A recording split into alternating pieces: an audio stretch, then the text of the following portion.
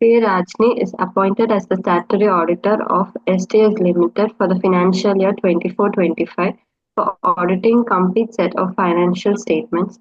The company has also assigned the audit of property, plant and equipment to C. A. Rajni as a separate engagement for the financial year 24-25. While drafting the audit report of the complete set of financial statements, C. A. Rajni decides to give an adverse opinion based on the audit observations noted during the course of the audit. At the same time, she is also finalizing the audit report of the separate engagement where she wants to give an unmodified opinion. Comment with reference to the relevant standards on auditing regarding the opinion to be given by CA Rajni in audit report of a separate engagement in audit of property, plant and equipment. They don't even mention the standard. ठीक है. So this is the portion जो this is पहले आप ये explain करोगे point 3. ठीक है कि point 3 में उन्होंने क्या बोला कि अगर suppose special considerations for audit of single financial statement or specific element or accounts or item of financial statement, if auditor conclude that it is necessary to express an adverse opinion or disclaim an opinion on entity's complete financial statement as a whole, but in the context of separate audit of specific element, it is that is included in those financial statement, auditor nevertheless consider it appropriate to express unmodified opinion, the auditor shall do so if not prohibited by law or regulation, not published together, does not constitute major portion of entity's complete financial statement. In the given case, auditor may express unmodified opinion in respect of specific item only when the above stated conditions are satisfied. मतलब दी ये third and fourth point है. हम 6 point इसलिए नहीं लिए क्योंकि he is telling only PP. अगर वो profit and loss and cash flows नहीं, में If मॉडिफाइड they हो have गया. used the operational disclaimer. result and cash flow as a wording, which is actually the part of हाँ. standard wording, then only you will refer to that. क्योंकि आपको वो hint कैसे लगेगा वहां तक जाने का? Because of those keywords. कि दो ऑपरेशनल रिजल्ट्स एंड इन्होंने कैश फ्लो स्टेटमेंट ही कवर किया है, तो आप वो दोनों में मॉडिफिकेशन है, वो दोनों में डिस्क्लेमर है, but not in state of affairs, then you can take point 6 का exception, right? Also, ma'am, in point number 6, there is also mention of only mention of disclaimer. Like हाँ, there is no disclaimer mention या of हाँ, adverse adverse नहीं, disclaimer, opinion. Disclaimer. तो अच्छा यहाँ पर दोनों चीज है बट ना adverse और एडवर्स ओपिनियन और disclaimer. Disclaimer, yes. Okay. मैंने ना फर्स्ट पैरा लिखा, सिर्फ फर्स्ट पैरा ही लिखा, वो 3 पॉइंट नहीं लिखे थे. फिर बाद में वो जो स्टोरी उसने क्वेश्चन दिया ना वो लिखी बस. ठीक है ना, अरे you are not expected to know everything in the first read. अभी दिन में अभी 2 घंटे में 2-3 बार पढ़ चुके, तब जाकर के हम ये आंसर अभी लिखेंगे तो उसमें भी मिस्टेक्स करेंगे, तो इट्स ओके. चलो सुरभि, ये पढ़ो question number 6.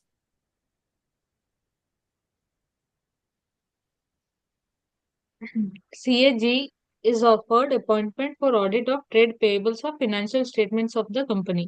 Those who are watching, However, it is 12 midnight. Guys, that is why I am yawning. मैं बीच में yawn कर रही थी. लोगों को ये सब गंदा नहीं लगना चाहिए कि oh my god, ये क्या हो रहा है. डिस्क्लेमर. चलो, sorry, please please. CAG is offered appointment for audit of trade payables of financial statements of a company. However, financial statements prepared under Companies Act 2013 are audited by CA Jignesh. Discuss why it would be practically difficult for CAG to perform such audit. Applicability of SAs के अंदर आपने ये point पढ़ा था, इसके ऊपर ही उन्होंने पूरा जिक्र किया था एप्लीकेबिलिटी ऑफ एसेस के ऊपर कि क्या होता है जब मतलब इट विल नॉट बी.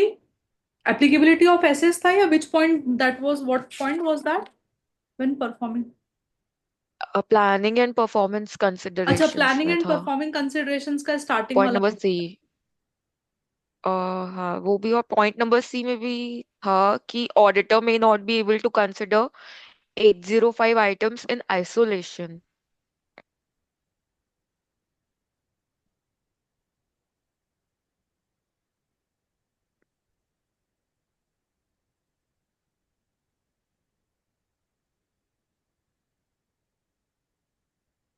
नहीं नहीं, अरे एप्लीकेशन ऑफ ऐसे का ही पॉइंट है ना ये, कि जब आपको बोला गया था कि if the auditor is not also engaged in the audit और complete he shall determine the practicability, and फिर प्रैक्टिकल भी एक्सप्लेन करने के लिए यस उसने बोला यस था कि ऐसे यस 200 बोलता है कि सारे एंगेजमेंट सारे स्टैंडर्ड्स ऑन ऑडिटिंग आपको कंप्लाई करने पड़ेंगे, राइट? बट हो यस सकता है कि yes some standards may not be relevant, किसी का कंडीशन सेटिस्फाई नहीं होता होगा। So the compliance with the requirement of SAs relevant to the audit of single financial statement or a specific element of a financial statement may not be practicable when the auditor is not engaged to do the audit of complete set of financial statement. In such cases, auditor offer does not have the same understanding of the entity and its environment, including its internal control, as the auditor who also audits the entities complete financial, मतलब जितना जो बंदा जो complete set of financial statement का audit कर रहा है उसके जितना अंडरस्टैंडिंग इंटरनल कंट्रोल का अंडरस्टैंडिंग तो नहीं हो सकता है सिंगल फाइनेंशियल स्टेटमेंट वाले को। So accordingly auditor may need to further what that was the last point, जिसमें ऑडिटर को क्या करना था, कोरोबरेटिव ऑडिट एविडेंस एक्वायर करने पड़ते फ्रॉम द अकाउंटिंग रिकॉर्ड्स, ठीक है, ज्यादा बिकॉज आपके पास एविडेंस नहीं है ना कंप्लीट सेट वाले बंदे के जैसे, तो अभी आपको ज्यादा कोरोबरेटिव ऑडिट एविडेंस उठाने पड़ते। And that is why, in case of audit of specific element of financial statement, certain assets requirement require audit work that may be disproportionate। जो अपना एग्जाम्पल था गोइंग कंसर्न वाला, डेटर्स एंड गोइंग कंसर्न, कि going concern में कितना ज्यादा काम करना पड़ता है, जस्ट बिकॉज ऑफ एक सिंगल आइटम का फाइनेंशियल स्टेटमेंट का ऑडिट कर रहे हो तो it may not B practicable, क्योंकि बहुत ही डिस्प्रपोर्शनेट होता है वो काम, right? So if the auditor conclude that the audit of single element or single financial statement or element of a financial statement in accordance with SA may not be practicable, he may discuss with management whether another type of engagement may be more practicable, right? तो हमने बोला था कि हम उसको offer कर देंगे कि भाई सच हम पूरा ही ऑडिट करके देते हैं तुमको, या सम अदर एंगेजमेंट कर लेते हैं। Make sense this answer? पढ़ा है आपने? दिस इज एप्लीकेबिलिटी ऑफ ऐसे कई टॉपिक है वो एप्लीकेबिलिटी ऑफ ऐसे भर भर के था पूरा टॉपिक, उसके गिनती के वर्ड्स से उन्होंने पूरा आंसर ड्राफ्ट कर दिया है, ठीक है? So Yes, ma'am. Standard is huge, but you don't have to write such big big answers. Done? ये मुझे लगता है क्वेश्चन ओरिएंटेड स्टैंडर्ड है, क्वेश्चन पढ़ो आंसर लिख हाँ दो, एग्जैक्टली सारा exactly। याद करने की जरूरत नहीं है। मतलब एक बार थोड़ा आपको पैटर्न समझ में आ गया कि किस हिसाब से आंसर करना है, तो आपने प्रोसीजर अगर एक दो बार भी पढ़ लिए तो आप आंसर तो अच्छे से कर ही दोगे। कृतिका ये वाला लोगे आप question number 5?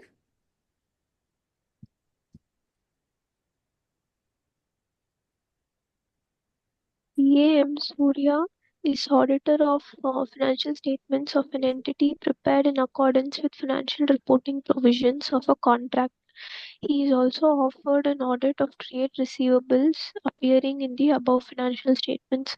Can he accept such engagement? Discuss brief outline of his audit approach in such situation.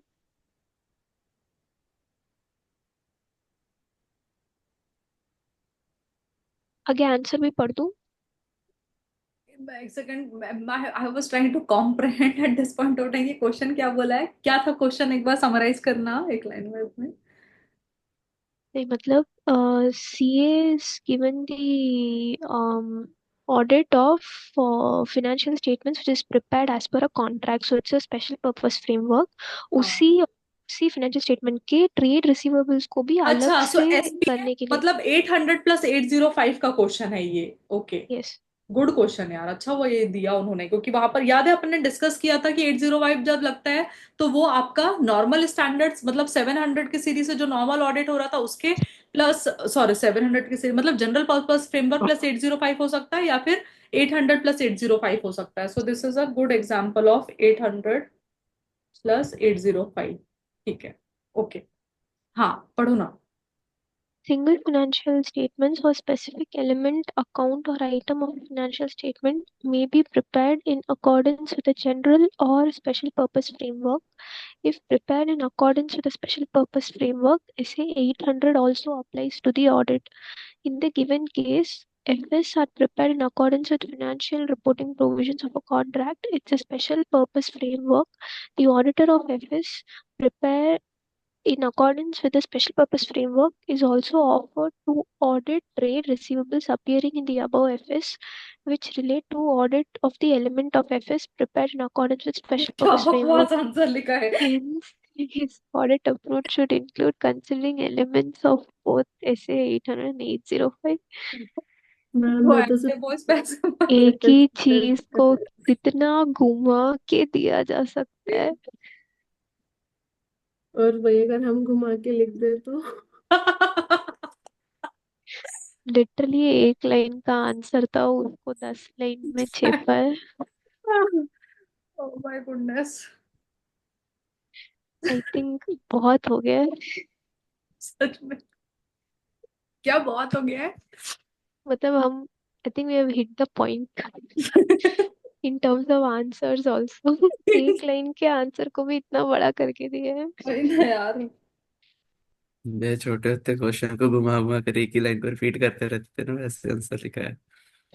Hmm, just because उनको कुछ तो बनाना था. ये वाला क्वेश्चन है जो ये हम अरे यार 805 का नहीं है, वो उसका था डिस्ट्रिक्शन डिस्ट्रीब्यूशन यूज वाला. डन. तो ये हो गया. एक बार बाकी क्वेश्चंस देखेंगे क्या. बाकी क्वेश्चंस मतलब क्या, एक ही बचा ना फिर. 805 का तो एक ही बचा है मैम. चलो देख लेते हैं इसको क्या है. चलो पढ़ो तृप्ति. CAP is auditor of a company responsible for auditing complete set of financial statements. He intends to express adverse opinion on complete set of financial statements considering conclusions drawn by him during course of audit. He is also auditing trade receivables of company for the same period in a separate engagement. Can he express unmodified opinion in respect of trade receivables? If so, discuss those circumstances. Copy paste. 3 and 4 दोनों answer करना है आपको. Hmm. सो देखो, अगर ये question exam में आया CA Rajni वाला, तो सीए पी वाला तो क्वेश्चन पहले था मतलब क्वेश्चन बैंक्स में ये क्वेश्चन रहा ही होगा, राइट. सो इट जस्ट मतलब मैं सिर्फ बता रही हूँ कि व्हाट दिपिन ऑल्सो मेंशन कि ये जो मॉड्यूल ऐसा है ना कि जो लिखा है वो वैसा ही आता है. इसमें बहुत कुछ नया प्रयोग करने का ऑप्शन उनके पास में भी नहीं है. So what it is in the content, same question बनेगा, सेम छाप देंगे. उनके पास बहुत ज्यादा ट्रायल एंड एरर करना नहीं होता है. 1 to 7 चैप्टर पीई में इनफ ट्रायल एंड एरर कर लेते हैं वो लोग. सो आर बी ओके कि ये थोड़ा सा क्वेश्चंस बेस्ड प्रैक्टिस कर लेंगे एक बार इसका. तो अभी ये तो आंसर हो गया ना 3 and 4 का. हमको अभी लिखने की जरूरत नहीं पड़ेगी ना 800 में कुछ भी, 805 में. यस मैम 810 कर ले क्या. 800 के क्वेश्चंस कर लेंगे. ठीक है. कितना याद है वो देखते हैं 3 घंटे पहले. एग्जैक्टली. एक ही सेकेंड ना, मुझे नया रिकॉर्डिंग चालू करना पड़ेगा.